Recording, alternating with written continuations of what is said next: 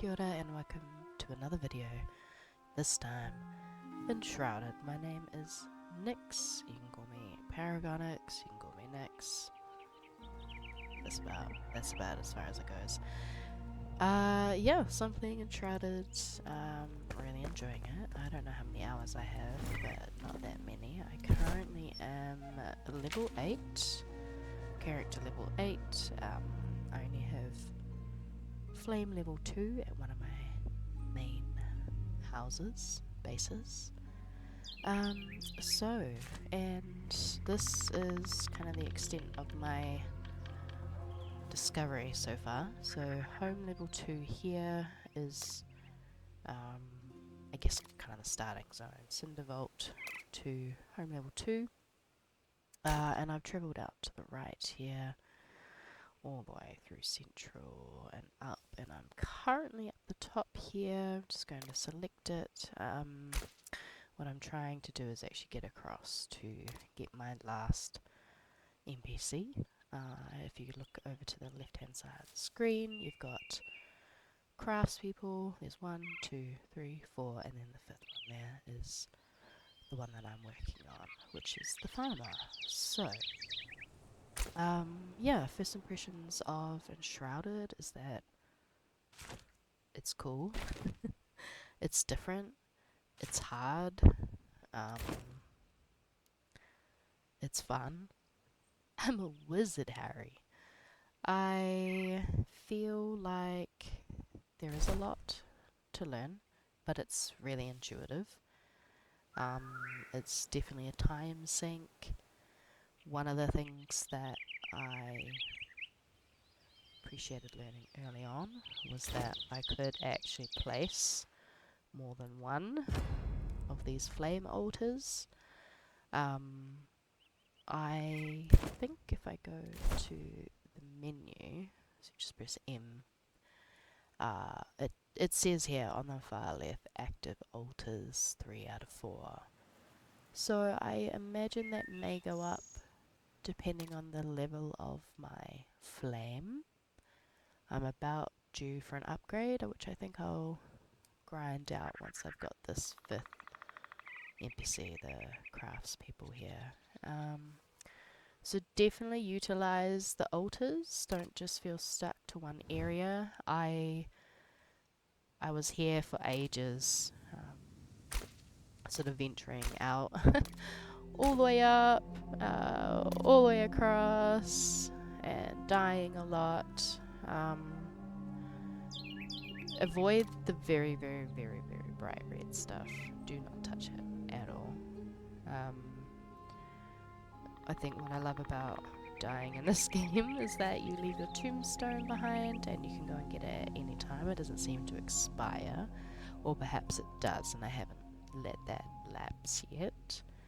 But it means that if you do die, then you're just like, oh, actually I'd like to do something else. You kind of can, and then you can go make your way back to getting your stuff. I also learned that using your pickaxe, say for example, if you want to get up a really steep cliff, you can actually use your pickaxe to create a path upwards, or you can create tunnels down and through and under things. So, but it does use quite a lot of stamina. So what you want to make sure you do is that you are eating. So unlike other survivals where you just plain die, what happens is if you eat food, so we're going to consume these berries. The top left, that's health regeneration. So it's they kind of act like buffs. They act like buffs, not and so then we're also going to drink some water. That's going to give me more stamina, and I actually don't think I have any other food on me, but say if I had some meat or some honey or some other kind of edible here that benefited my character, then yeah, I don't think I can eat these, no. yeah, so they act as buffs, which I think is really cool, and your health is basically like a normal health bar. So when you're in combat, you're taking damage from the monsters you're engaging with, rather than like dying of hunger or thirst. So I really love that actually. So you're not forced just into food production straight away. You can kind of go on adventure, use the food that you find, and yeah, just use those as buffs. I'm about to get my farmer, so that means I'm going to have access to better food, probably with different buffs, so I look forward to finding out, yeah, what those might be. And another cool thing that I like about Enshrouded is that you can jump off and glide. Oh my god, what if I missed that? See this tree here? Oh, it's a different colour. Always pick up all these herbs. Look, some strawberries. Okay, here we go. I can probably eat a strawberry and it might give me another effect. Let's see. Nope, so that food type's already active, which I imagine is stamina. Okay, health regeneration. Anyways, so most of the trees, as you can see, are green, but every now and then there are these little orangey brown ones. And if you use your axe, so a brown one like this is your main source of getting resin. So instead of chopping down every single tree trying to find resin, you want to yeah, focus on those darker coloured trees and then loot the resin that way. That was a little tip that I found through a YouTube video. I probably need to credit that person. Honestly can't remember who it was, but thank you. I can now impart that knowledge to you. These are flame shrines, and so when they're on, you can collect them, and you get these sparks. They're like legendary tools, and you need these sparks to upgrade your flame. So let's head back to my main camp just so that I can see what's required to upgrade that and test my theory about being able to have more flame altars to place down over time. So if we talk to this and we go to upgrade altar, so the upgrade requirements here, I need some more shroud cores, which means that my altar level will go up, the building area will go up. But to be honest, do I want to build it here? I don't know. The strengthening of the flame was quite cool. It's these global benefits, so I probably have all of these things. I do not have the scavenger matron head, so I need to work towards that. But yeah, it encourages you to kind of pick your main base, and I'm not really clear on that at the moment. I said, don't look at my building. I was like, how does this crafting and building system work? It's actually really phenomenal. I'm so excited. So you have a construction hammer here. So when you pull it out and you press tab, you have all of these options in terms of sizes of things. I'm quite enjoying these 1 meter cube thing, like just the block, because look, I just made a little altar for my herbalist mortar and pestle. It's very average, but you get the idea in the sense that you have so much like creative freedom. We do not want wood blocks, but there we go, we have them. Yikes. But yeah, fully customizable. Like, say if I wanted bigger blocks, look, 2 meter squared, like that's huge. So I really enjoy using these little single wall blocks. But just, oh my gosh, just so many amazing builds. Anyways, you can change terrain, you can add rocks, like just so much you can do in this game, and I really love it. I don't want to be using that anymore. So, yeah, this is my random base, and I actually had to put a roof on top for these guys to be happy. Yeah, you've got the hunter who does all of the, like, drying, so you can do dry berries for food, do a little top up of that. The other main thing I have at the moment is dried fur. Yeah, so I've got a fair amount of that. Here I've got the alchemist who does all the potions, survival flasks, and different things like ammo. So this chain lightning is something that I just found. I think a lot of the recipes that are required to progress through the game are found by just exploring, really. So make sure you just smash up anything and everything, look through it. This is the workbench, and it just automatically repairs your stuff when you interact with it. I think that's awesome. I've got my little carpenter at the back here. I'm working on getting a kiln, so I only picked him up yesterday or last night, so I need to go investigate getting these lumps of clay. What you'll notice when you're looking at or engaging with an NPC or craftsperson is that there are options up the very top here. So you've got carpenter, and then if you go across, I think you can use Q and E to navigate, or you can use your mouse. But all of them have the ability to help you enhance the weapons that you have, which I think is really cool.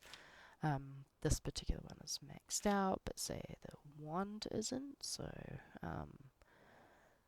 the currency used are these little circle things. What are they called? I don't actually know, but we're going to use some. So I'm going to add magic damage to my wand, ice magic protection. You can see here it costs 24 out of 108, so fire magic, and oh yeah. And let me upgrade you. Man, been wanting to use my wand a lot more. This staff is kind of useless, but it works. I found this guillotine around level 6. I'm currently level 8.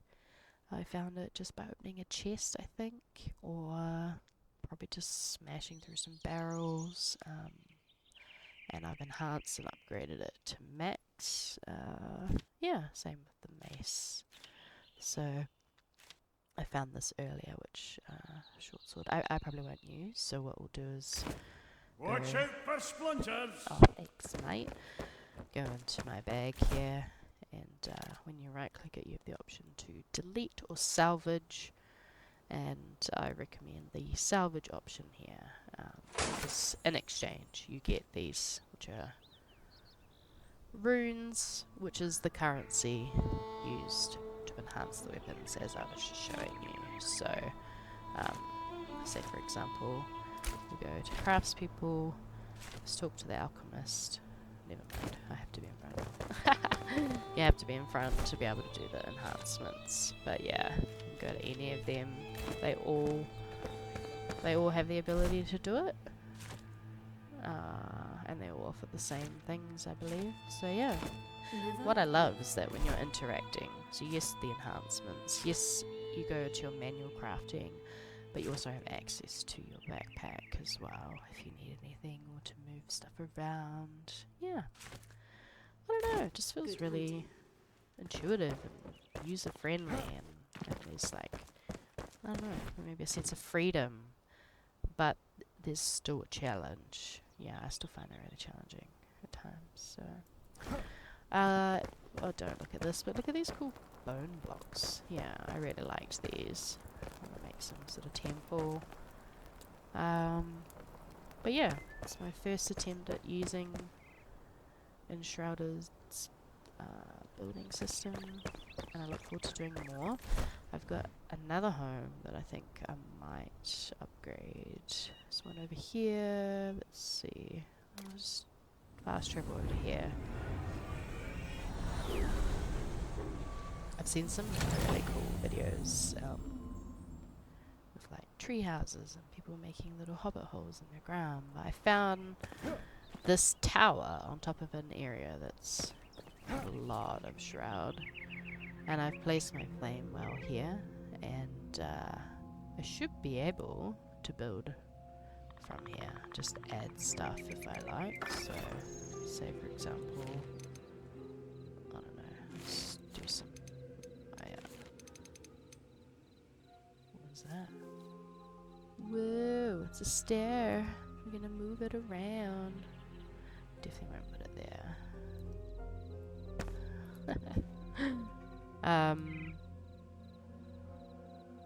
Yeah, put it there. Yeah, I could technically just keep doing this, which is really exciting. And maybe I could connect over to that tree, or that could be cool. Make like a bridge sort of hut all the way over there. Is there a corner one? Inverted step wall. Ah, it needs a building. Ah, yeah. Okay, so it needs to be on something. That's interesting that that can go like that. Maybe it's because it's connected. Makes sense, like structurally, right? Would that? No.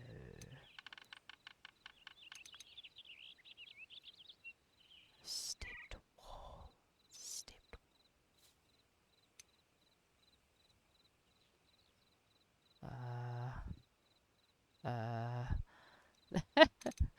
It is not correct.